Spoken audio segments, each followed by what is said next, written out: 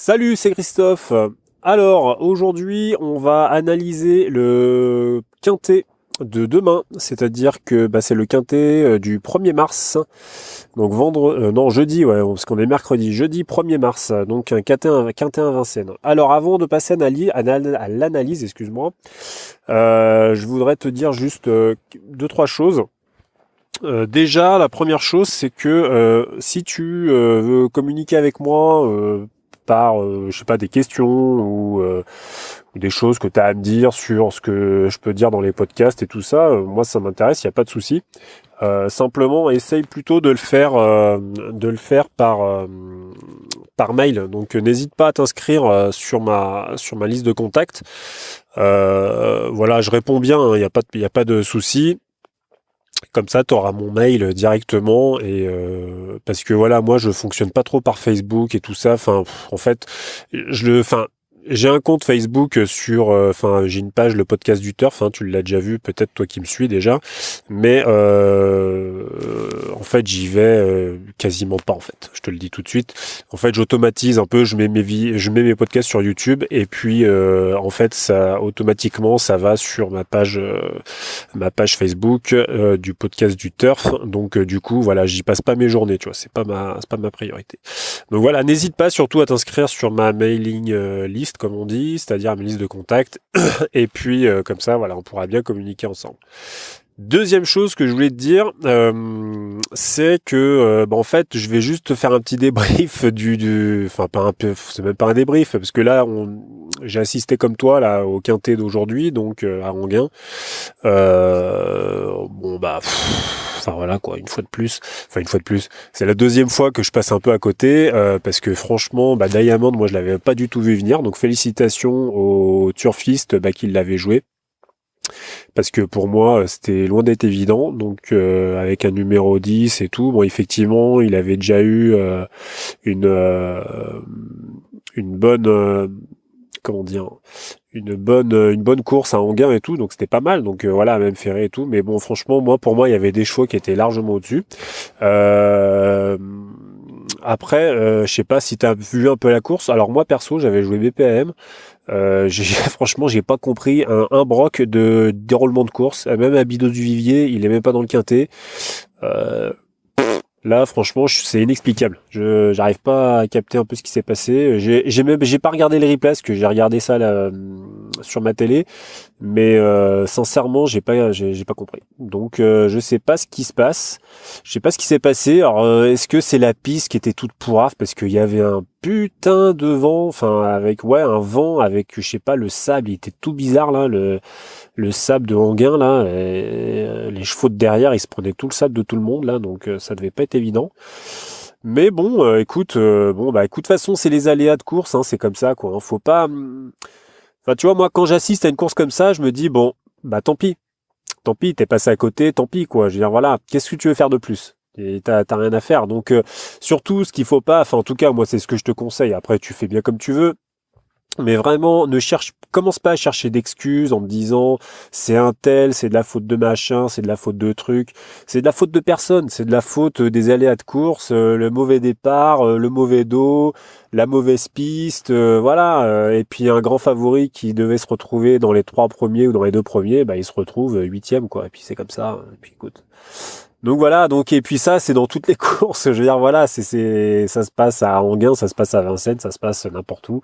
Et puis écoute, voilà, faut passer outre, faut passer à la course d'après, faut être prêt pour la course d'après, faut surtout pas commencer à ruminer ses pertes en se disant que on a mal analysé. Non, on a analysé en se disant voilà, quels meilleurs chevaux ont les meilleures chances. Il y a parfois ça match, parfois ça match pas, et puis c'est comme ça. Hein. Mais voilà. Donc ça, c'était la deuxième chose que je voulais te dire. Donc, je vais essayer de faire court, je te le dis tout de suite, parce que là, je suis dans ma voiture, j'ai pas pu faire ça chez moi, et en fait, il fait moins 12 degrés.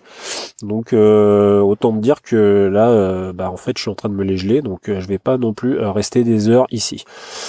Alors, numéro 1, donc voilà, avant de commencer par les numéros, par les partants, donc course à Vincennes pour les 6 à 10 ans, n'ayant pas gagné 399 000 euros. Donc très très belle course de demain, un beau quintet demain à Vincennes, avec un départ volté sur les 2700 mètres de la grande piste.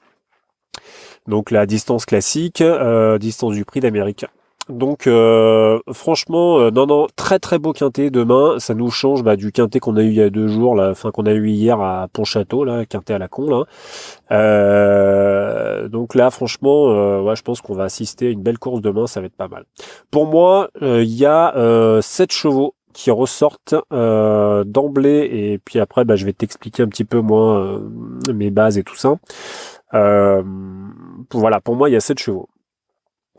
Donc, on commence par le numéro 1. Donc, pour moi, numéro 1, c'est Toto Del Ronco, l'italien. Tu le zappes. Oui, c'est une course européenne, hein, j'ai oublié de te le dire. Tu le zappes, il est pas du tout au niveau, c'est pas la peine. Ensuite, le numéro 2, c'est... alors, attends, 2 secondes, parce que là, je suis un peu vautré. Numéro 2, c'est qui, celui-là? Numéro 2. Attends, excuse-moi. Voilà, Black Atou. Donc Black Atou, moi Black Atou, je raye. Simplement, c'est sa dernière course, elle est pas super rassurante.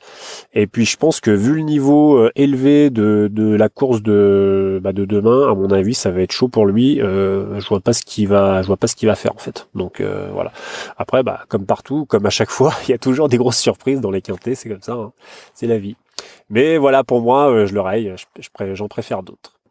Ensuite, Cash and Go. Waouh, Cash and Go. Alors là, Cash and Go, c'est du lourd. Attention, hein. C'est le frère de Bold Eagle. Ils ont le même père et la même mère.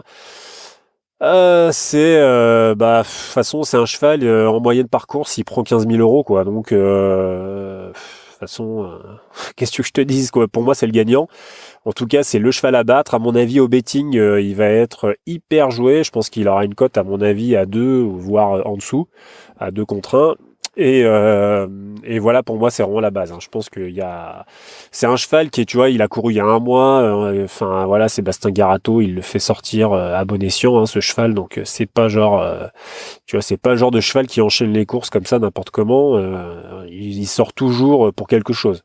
Donc, là, tu vois, il va pas sortir pour arriver 8e. D'accord, donc pour moi, c'est the base, c'est la grosse base. Donc voilà, s'il y a un cheval que tu dois jouer, c'est lui. Ensuite, numéro 4, Clark Soto. Clark Soto, moi je garde largement. Je pense qu'il va arriver dans les 3 premiers. Donc à mon avis, je pense que si tu dois le mettre dans un ticket tiercé, voire couplé, c'est lui qu'il faut que tu mettes aussi. Il a quand même été un beau vainqueur d'un groupe 3 en décembre sur 2700 mètres. Et franchement, c'était quand même pas ridicule. Donc là, il est déféré des 4. Voilà, je pense que ça va vraiment, voilà, ça va être beau. C'est un des plus jeunes. Pareil, il a 6 ans, comme Cash and Go. Tu vois, il affronte forcément des plus vieux ou du même âge. Donc je pense qu'il a toutes ses chances. Puis voilà, il a l'air de bien s'entendre avec Anthony Barrier. Donc voilà, je pense que tu peux le garder aussi, pareil, comme Cash and Go. Ensuite, le numéro 5, In Toto Sun. Alors, In Toto Sun, moi, je l'ai gardé aussi. Bon, je pense qu'il est dans le quintet. Il a quand même fini 3e d'un groupe 3. Voilà, pour moi, si je dois le garder, ça serait plutôt une espèce d'outsider. Après, je vais t'expliquer un petit peu, moi, comment je procède. Ça serait plutôt une espèce d'outsider, mais je dis pas qu'il va finir. Pour moi, premier ou deuxième, ça va être chaud pour lui quand même. Je pense que ça va être plutôt dans les 3/4e, à mon avis, vu l'opposition. Donc voilà. Donc après, à toi de voir comment tu le joues. Ensuite, attaque parisienne. Alors, attaque parisienne, voilà, aussi forte soit-elle, c'est une femelle de 8 ans, donc c'est une jument. Moi, je l'ai pas gardée dans ma sélection. Elle a très très bien fini. Elle a fini 2e d'un groupe B. Mais voilà, il n'y avait pas les 6 et 7 ans. Et là, je pense, voilà, moi, ça me semble un peu dur quand même. De faire face à Cash and Go, à Clark Soto et puis à d'autres. Donc, moi, je l'ai pas retenu. Ensuite, numéro 7, Blues d'Urville. À la Blues d'Urville, attends, je remets le micro. Voilà. Blues d'Urville, moi je l'ai gardé, Blues d'Urville. Parce que Blues d'Urville, c'est quand même pas trop mal. Il a très très bien fini derrière Blé du Gers quand même. Là, début février, sur la distance, il a marché 12,8. Donc, bah moi, tu vois, voilà. Moi, ça me plaît. Donc pour moi, ça va plutôt faire partie un peu d'une espèce d'outsider. Voilà, moi je garde. Ensuite, Blue Story. Blue Story, je garde aussi. Je pense qu'il peut se passer, il peut se placer dans les 3 premiers. Il a fini. Alors moi, le seul truc qui me paraît un peu, voilà, qui me freine un petit peu, c'est qu'en fait là dernièrement il a fini premier, mais la course elle avait pas de train quoi. Il y avait rien du tout. Ça avançait pas, ça avançait que dalle. Les réducs kilométriques elles étaient dérisoires et du coup ça me freine un petit peu. Mais bon après Blue Story il est quand même très très bon donc bon enfin c'est une femelle d'ailleurs, femelle de 7 ans. Je pense qu'il y a plus fort, de toute façon, c'est clair et net, mais ça peut être pas mal quand même. Donc moi, je préfère garder quand même, déférer des 4 et tout ça. Donc voilà, sur Vincennes, c'est quand même, c'est bien. Mon copain, moi je raye, il est pas des 4, il est déféré les antérieurs avec François Lecanu. Moi, je pense que ça va être, c'est pas trop sa course. Voilà, c'est mon avis. Numéro 10, Sharon Gar, pardon, l'italien. Alors lui, il faut garder absolument. C'est une base avec Cash and Go. Alors le seul truc qui m'interroge, c'est que sur 2700 mètres, c'est un peu le X si tu veux. Il est très très bon en autostart et sur distance plus courte, sur les 2100. Mais bon, il a quand même été vachement impressionnant dans le prix Johansson, Hélène Johansson, là dernièrement, pareil, je crois sur autostart et sur 2100. Mais bon, après, est-ce que les 2007, ça va lui convenir ? C'est un peu l'interrogation, mais franchement, vu le cheval, je pense que tu peux pas faire autrement que de le garder quoi. Avec Jean-Philippe Conquelin, il a très très bien drivé la dernière fois. Voilà, je pense que c'est pareil. À mon avis, c'est une très grosse base. C'est une très grosse base de la course. Il se rapproche un peu de Cash and Go. Il a gagné en moyenne, il gagne 14 300 euros par course en France. Donc bon, c'est quand même pas rien. Il n'est pas là pour cueillir des fleurs. Hein. Ok, voilà. Ensuite, le 11, Vic Dupomereux. Vic Dupomereux, je raye. Ça fait un moment qu'il n'a pas montré grand-chose à Vincennes et je pense que, au vu de l'opposition, voilà, Cash and Go, Sharon Gar, Clark Soto, Intotosun, je pense que c'est cuit quoi. Hein, je veux dire, voilà, c'est à mon avis, faut laisser tomber. Le numéro 12, Barrio Josselin. Alors là, Barrio Josselin, pour moi, en fait, t'as 3 bases de la course. Hein, je te le dis, c'est Cash and Go, Barrio Josselin et Sharon Gar. Donc Barrio Josselin.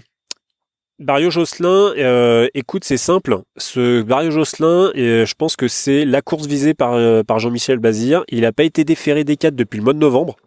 Donc ça transcende les chevaux quand ils sont pas déférés des 4 comme ça depuis longtemps. Vu les capacités du cheval, je pense qu'il peut finir facile 2/3e, peut-être même premier. Hein. Après, au vu des réducs kilométriques, faut voir. Mais franchement, c'est un cheval de tenue qui lâche absolument rien et il est vraiment confirmé sur cette distance-là. Donc, pareil, il faut absolument que tu le gardes. Je pense que c'est au betting, il va être bien. Il va être bien. Bon, après, il est drivé par Eric Raffin. Il n'est pas drivé par Jean-Michel Bazir. Je sais pas pourquoi. D'ailleurs, je suis pas au courant des news. Je sais pas pourquoi Bazir il le drive pas. Je sais pas est-ce qu'il a été sanctionné ou quoi. J'en sais rien. Donc voilà. Ensuite, le 13, Bad Boy du dollar. Baby Boy, non. Bad Boy du dollar. Donc, pour moi, il est barré dans les 3 premières places, vu le niveau. Éventuellement une 5e, pourquoi pas, mais franchement, voilà. J'y crois pas trop. Ensuite, Cliff du Pomereux. Cliff du Pomereux, c'est un très bon cheval. Mais je sais pas, vu l'opposition, moi ça me semble compliqué. Mais attention, il est très très rapide. Moi j'ai hésité à le garder en fait. Je le raye, je prends le risque de le rayer, mais j'ai vraiment hésité à le garder parce que je pense qu'il est voilà. Je pense qu'il y a d'autres chevaux qui sont devant. Tu vois, Barrio Josselin, Cash and Go, les Européens là, Clark Soto et les autres là. Je pense qu'ils sont devant. Donc après, à toi de voir si tu le gardes. Vanille du dollar face aux jeunes, c'est compliqué, tu vois, c'est une femelle de 9 ans, je pense que ça va être un peu chaud pour elle. Ensuite, artiste de joue de moi je raye. Il a voilà rien montré de probant là ces derniers temps. Et Alamo du Goutier, alors le problème d'Alamo du Goutier, c'est que même Ferré, tu vois, sa musique part d'elle-même. Hein, même Ferré, il est toujours dans les trois premiers, ce cheval. Il est très très bon, c'est un très très très bon cheval. Hein. Alamo du Goutier, franchement. Euh, j'ai hésité pareil à le garder, mais bon après ça fait beaucoup quoi. Après il faut choisir quoi. Hein. Donc pour moi je le laisse. Je le laisse de côté. Je pense qu'il y a d'autres chevaux qui sont devant. Après, bah, c'est vrai qu'il est quasi au plafond des gains, quoi. Mais bon, je pense que ça va être un peu dur. Voilà. Alors moi, pour moi, la configuration un peu des chevaux que je te donne, grosso modo, moi, comment je fais, ça serait, pour moi, Cash and Go, c'est la base. C'est-à-dire que voilà, si tu dois jouer, ne serait-ce que gagnant, c'est lui qu'il faut que tu joues. Alors, après. Tu vas peut-être me dire, ouais, mais enfin bon, gagnant, il va rien rapporter. Ouais, c'est sûr qu'il va rien rapporter, mais pense à des gestions. Pense pas simplement à la masse égale. Faut penser à la gestion aussi.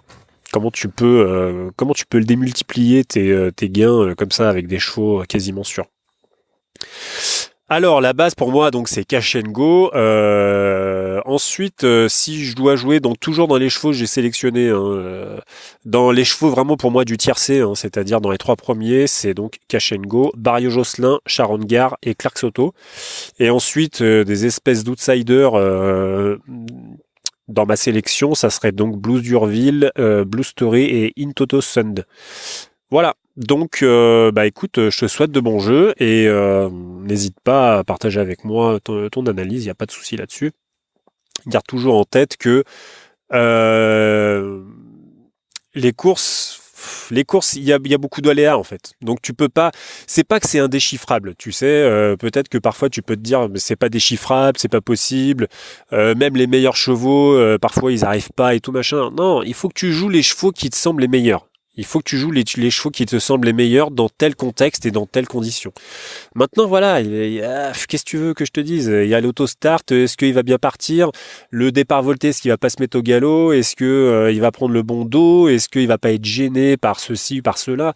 Après, t'as les aléas, c'est comme ça. Le cheval, il peut être moins bien, il peut être dans un jour de moins bien, tu vois, voilà. Donc, faut en vouloir à personne. Donc, c'est comme ça, c'est des courses, hein, c'est ce qu'il y a de beau. Et puis il faut passer outre, et puis il faut passer à la course d'après surtout, pas se prendre la tête. Hein. Si tu commences à te prendre la tête en te cherchant des excuses et en essayant d'essayer de comprendre le pourquoi du comment, t'as pas fini quoi. Faut passer à la course d'après, et puis tant pis. Voilà, donc je te dis à plus, bye.